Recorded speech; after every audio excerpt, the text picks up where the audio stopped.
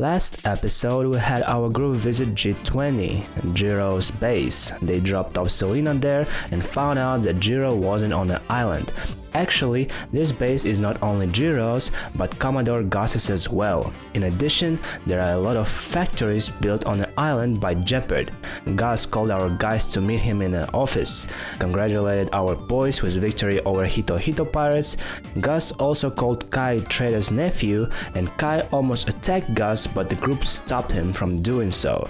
Gus elaborated on a statement saying that he's suspicious that Jiro turned on the Marines and in a search for his dead Mako, Kai's grandfather, who seems to join Miss Pirates, who are famous for collecting mythical zones on their crew, decided to join Kai's grandpa and leave Marines. So, Commodore assigns a new mission to Damien to bring down Captain Tavrock of Miss Pirates, and if he does so, he will be ranked up to captain and have his own branch.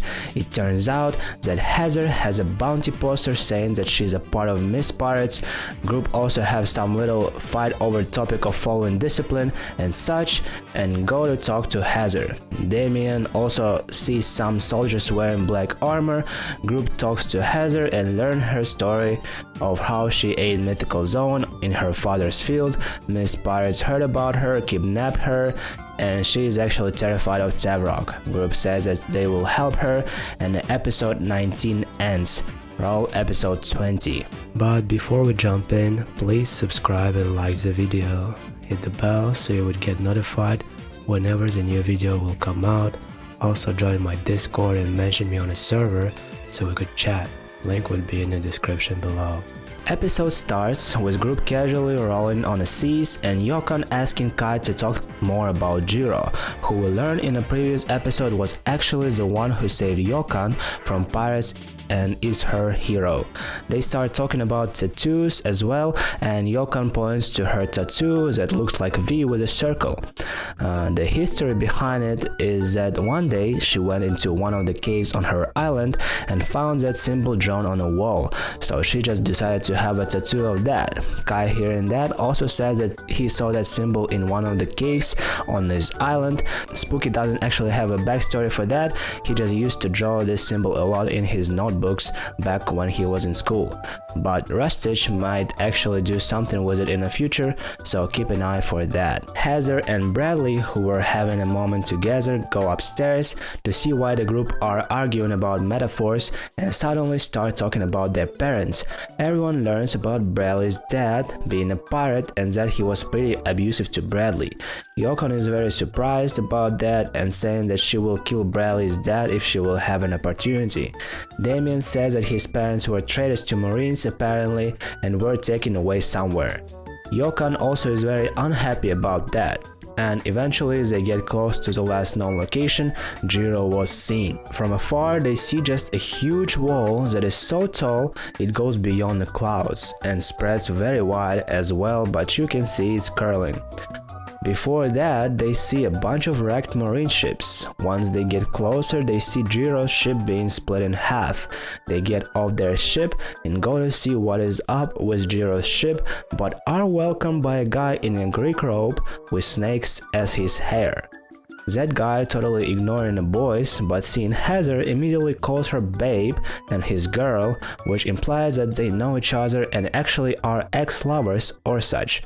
Heather is terrified and everyone in the group is kind of gets ready for a fight, with Bradley stepping in front of Heather and Damien stopping the guy. Guy still ignoring Damien and group and just calling Heather triggers Damien and he goes on to punch the snake guy and he glares at Damien. Damien feels that he has some sort of ability to turn people into stone, but Damien resists and doesn't turn. The fight begins. The guy's name is Zen and he is a Medusa devil fruit user with the ability to turn people who look at him or that he looks at into stone. Bradley runs to attack him but fails his saving roll critically, turns into stone immediately. Anyone who fails by 5 and more immediately turn to stone, and they need to get 14 or higher to resist. Kai runs behind and hits Zen with his spear and actually manages to hold him in place with his fishing tools, allowing for others to hit with advantage. Taiga, seeing Bradley turn into stone, in rage, runs at Zen and actually resists his ability to turn into stone and hits him. Yukon wants to jump off Bradley's stone shoulders but fails saving roll as well and turns into the stone as well. Belle turns too. Heather closes her eyes in a bag.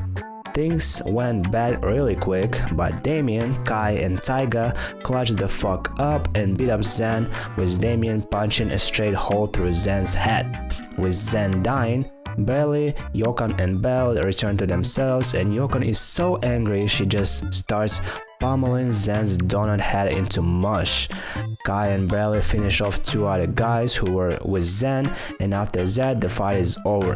They decide to check out Jiro's ship and could not find anything useful besides his men being dead and everything in ruins. Kai does smell something familiar that is bad.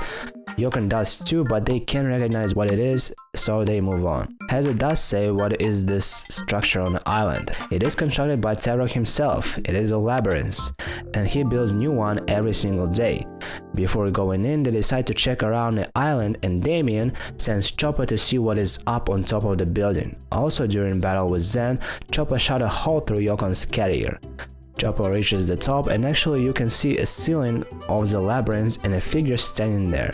Heather says that the figure is Grail the Griffin, who likes to fly around there. While Chopper was doing that, they go around the back, which takes them a few hours because the island is actually big, and on the other side there is just another entrance, same as in front. Bradley goes underwater and the building continues underwater too. Heather does says that Kaerru is usually chilling somewhere in the center underground, and such a group enters the building. Kai finds fresh footprints that were left by Zen, and group follows them. They turn left, and then there are stairs going down on the right and the double doors on the left. They decide to enter double doors on the left, and the door behind them closes and you cannot open it from the other side, but there is a place for a book in the doors. What they see is a giant library with staircase in the middle going infinitely high up, where there are a lot of more books. They also meet an old man named Bookings, who seems to know Kai's name, which makes group suspicious. Kai does ask for a book about 7 fisherman tools, and Bookings gives him that book. Heather says that she was never allowed to get here, but knows that there were some people living on the island before Kaerru arrived, and she guesses he allowed some to stay here.